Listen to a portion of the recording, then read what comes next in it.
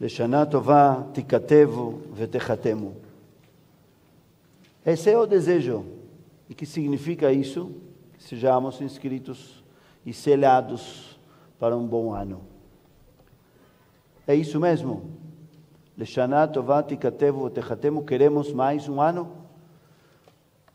E para que queremos mais um ano? Que é o que vamos fazer com o maior presente, o maior valor, para o qual não precisamos de dinheiro, que é o tempo. Em Rosh Hashanah dizíamos que queríamos um ano melhor, não qualquer ano. Falamos Shana Tová Yoter, como falam nossos irmãos em Israel, depois do 7 de outubro. Já não se fala mais Shana Tová. Se dizem Shana Tová Yoter, que seja um ano melhor. Falamos disso em Rosh Hashanah. Quem não estava e quiser, as prédicas estão todas editadas.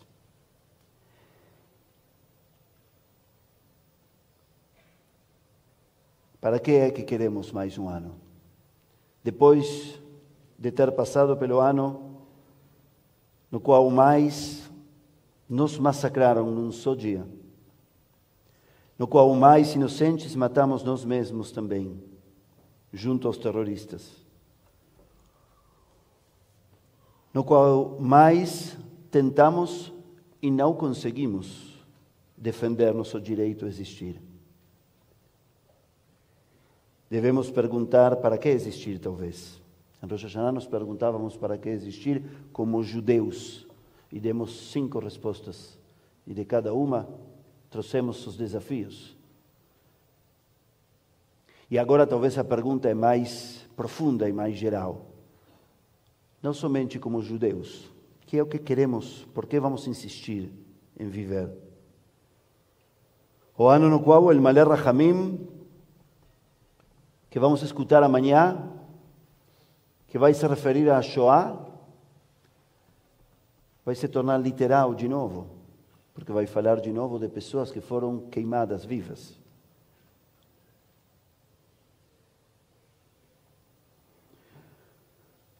O ano no qual o Iskor se tornará impossível, com tantos nomes, com tantos olhos, com tantas histórias, que talvez precisemos mesmo do divino. Afinal de contas, nós dizemos Iskor Elohim, que lembre Deus, porque nós não conseguimos lembrar. E não conseguimos lembrar não somente porque são muitos, e sim porque a guerra está normalizando a morte. É um ano no qual a morte parece ameaçar com se normalizar. Assim como a guerra e a luta ameaçam com se tornar simples formas de existir.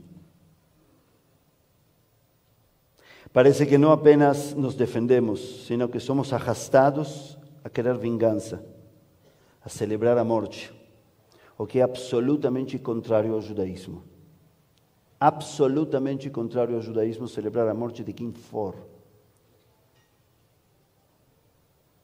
Foi a primeira vez que o Estadão achou um artigo meu digno de ser publicado, justamente quando observamos que a morte de Bin Laden, de Gaddafi e de Saddam Hussein era celebrada publicamente por todos, menos por judeus. E eu tentei humildemente explicar por quê. Mas agora parece que as coisas são diferentes.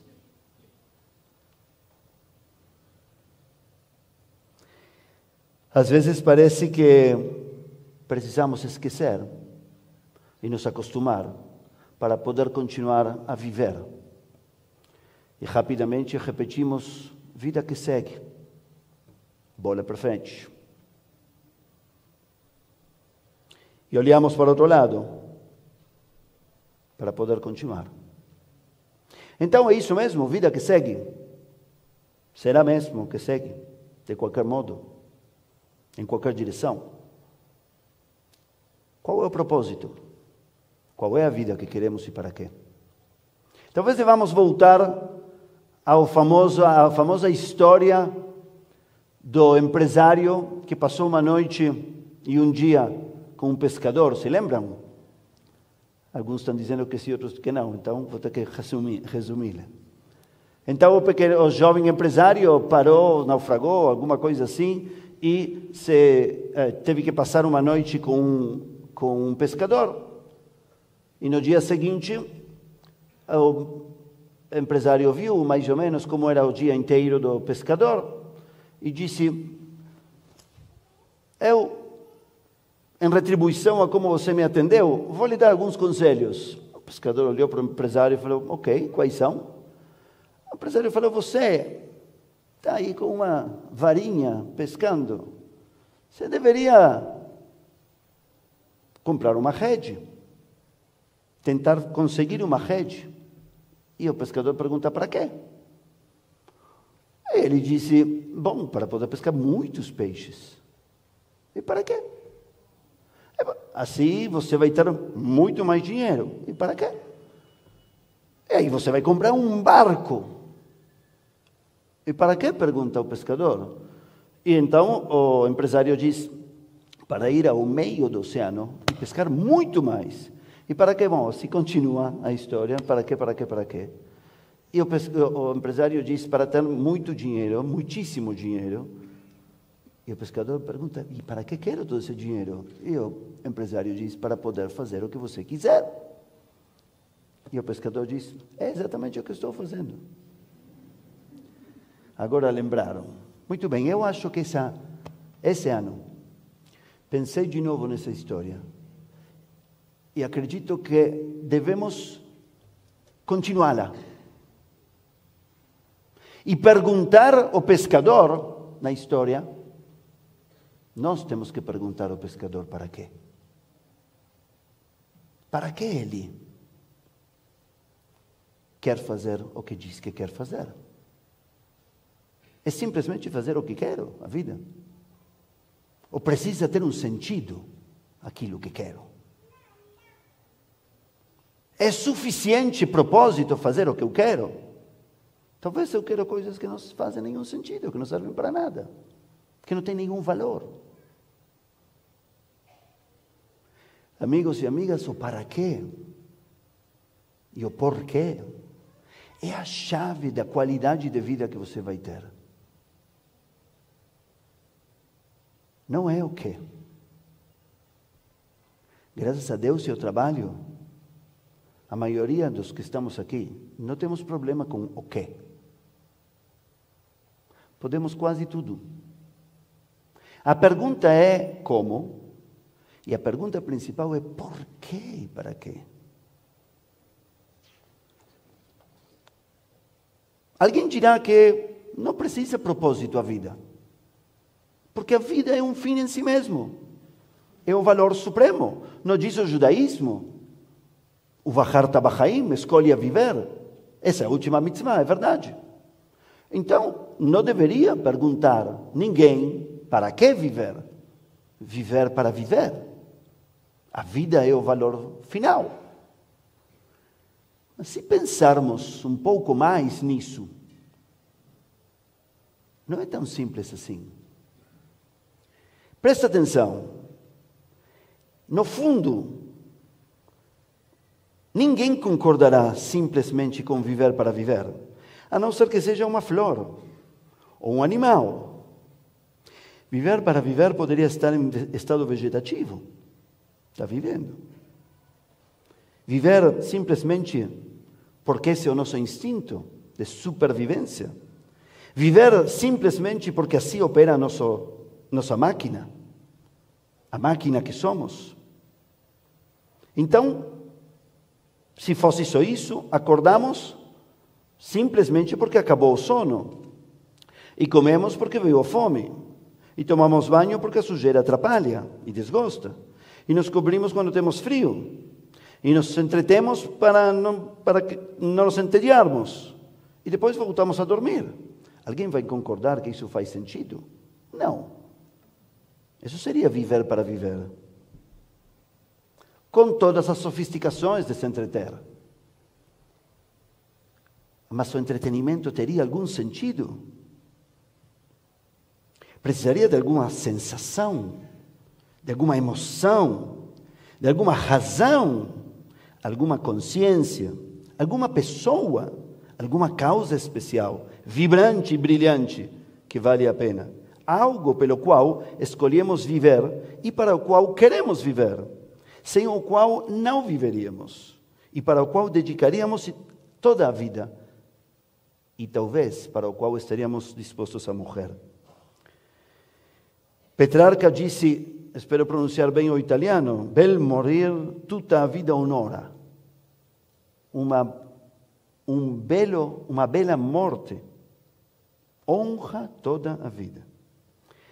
Segundo o Midrash, um dos Midrashim, Yitzhak colaborava com Avram no sacrifício que lemos em Rosh Hashanah.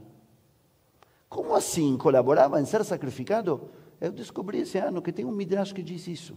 Nós passamos sempre denunciando que Deus errou, ou que Yitzhak errou, ou que Avram errou, como assim sacrificar um filho? Bom, tem um Midrash que diz o contrário, que Yitzhak colaborava, ajudava, dizia, pai, vamos fazer bem meu sacrifício, porque ele queria entregar sua vida a algo que vale a pena. E ele acreditava que se o pai e Deus mandaram, isso devia valer a pena. Janusz Korczak, como sabemos, teve a possibilidade de se salvar da Shoah várias vezes. E ele rejeitou isso. Por quê? Porque queria morrer como viveu, atendendo as crianças órfãs, inclusive dentro da câmara de gás. E eu ouvi muitos Korczaks menos famosos, rabinos que podiam se salvar e foram com suas comunidades à câmara de gás. E pais, e filhos ou netos que foram com seus avós. Não estou dizendo que morrer é melhor que viver. Estou falando da entrega da vida a uma causa maior. O famoso Ben Zussman, um dos Hayalim, dos soldados que morreram nesta guerra, escreveu um texto famoso que está nas redes, em ivrit, em inglês, acho que em português. E ele diz lá, אני לא מרשה לכם לשקוע בעצב, não permito que vocês, se me aconteceu algo e estão lendo esta carta é porque eu já não estou mais. Não permito que vocês fiquem tristes. Lembrem que para mim foi uma honra e a concreção de um sonho poder entregar minha vida à causa na qual eu acredito. Saibam que de cima eu olho para vocês e sorrio a vocês.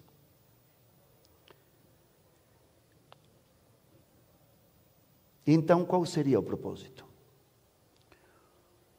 Se não é viver para viver, se a vida em si mesma não é suficiente, para que viver? Alguns dirão para ser feliz. A felicidade poderia ser um propósito. Será?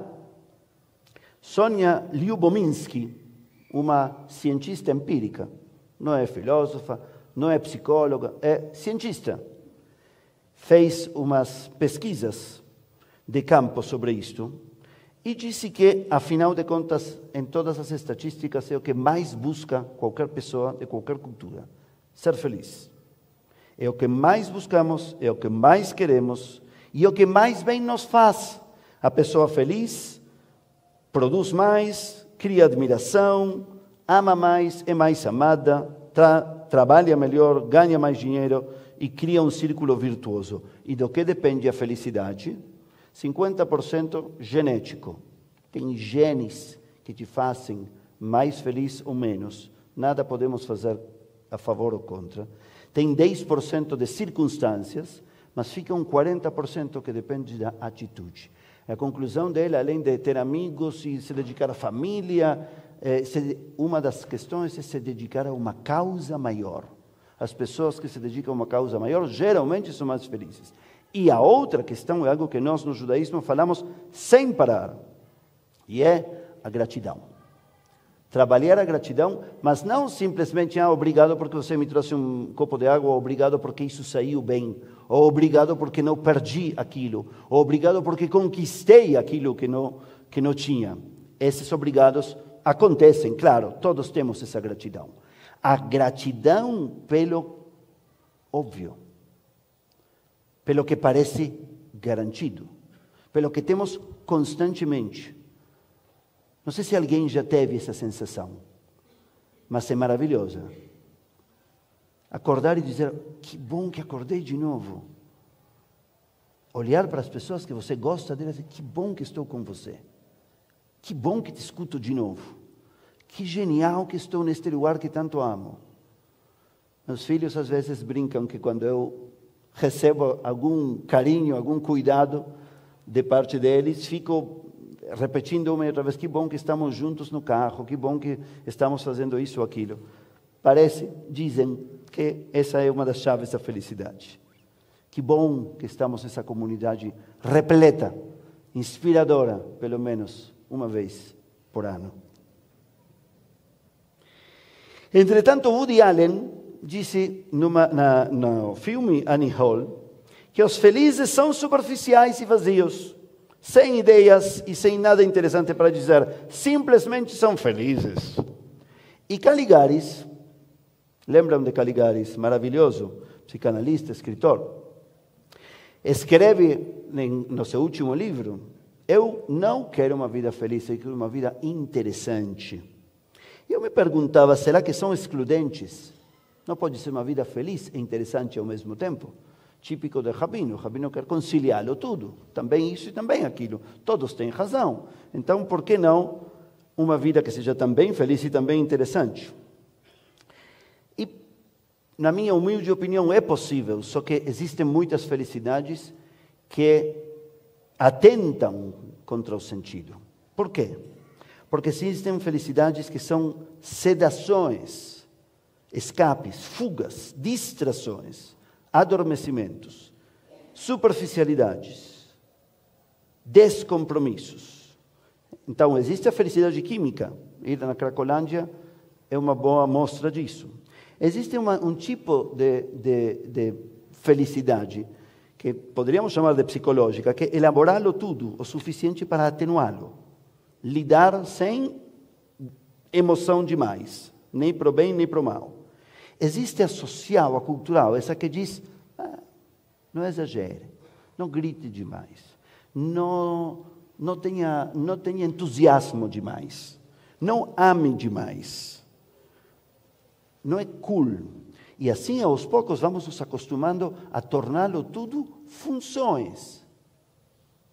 A pessoa ama como função, cuida de seus filhos ou de seus pais como função, faz seu trabalho como uma função, até sorri como parte de sua função, curte uma comida como parte de uma função, mas de verdade, não está acontecendo quase nada.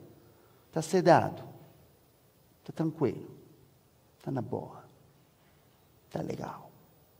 Tudo bem, tudo bem, tudo bem, tudo bem. Conhecem isso? O mundo fala que os brasileiros vivemos nesse ritmo. Eu sou brasileiro também. Tudo bom? Tudo bem? Tudo bem? Tudo bom? Mas o que acontece de verdade? Está tudo bem mesmo?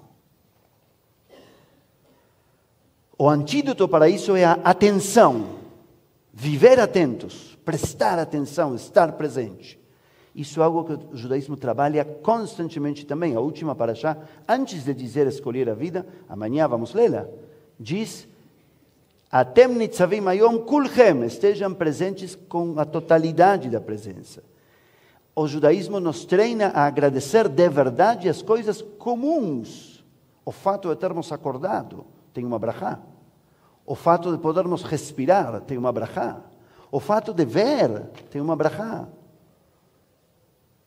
E a brachá é para poder ter a consciência e treinar o músculo da atenção e da gratidão. Talvez a vida que vale a pena ser vivida se trata de acolher emoções e vivê-las com intensidade, todas elas, inclusive a morte, inclusive a dor.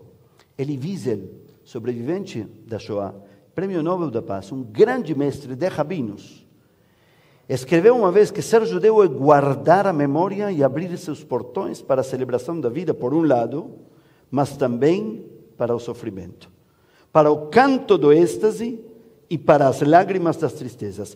As duas coisas são as que colaboram com que você viva uma vida de sentido. Amigas e amigos, depois do 7 de outubro, muitas pessoas anônimas se tornaram grandes poetas em Israel e poetisas. Escreveram coisas incríveis, que se alguém está buscando propósitos de vida, se alguém quer melhorar seu músculo da emoção sincera, profunda, forte, recomendo que tente ler algumas delas. Uma mulher chamada Yona Wallach, essa é uma poetisa conhecida, escreveu um poema que diz: Sim secher gadol, leyad mayanot hakev, coloque, não sei como se diz em português, o dique, essa parede que segura a água para que não transborde. Bom, não lembro como se diz, essa que segura. Então, coloque uma parede para segurar os mananciais da dor. Egoroto, acumule ele como água, shmor alav, shelo yitpazer, e cuide dele para que não se dissipe, para que não se espalhe, que u hayecha, porque essa é tua vida. Será que existe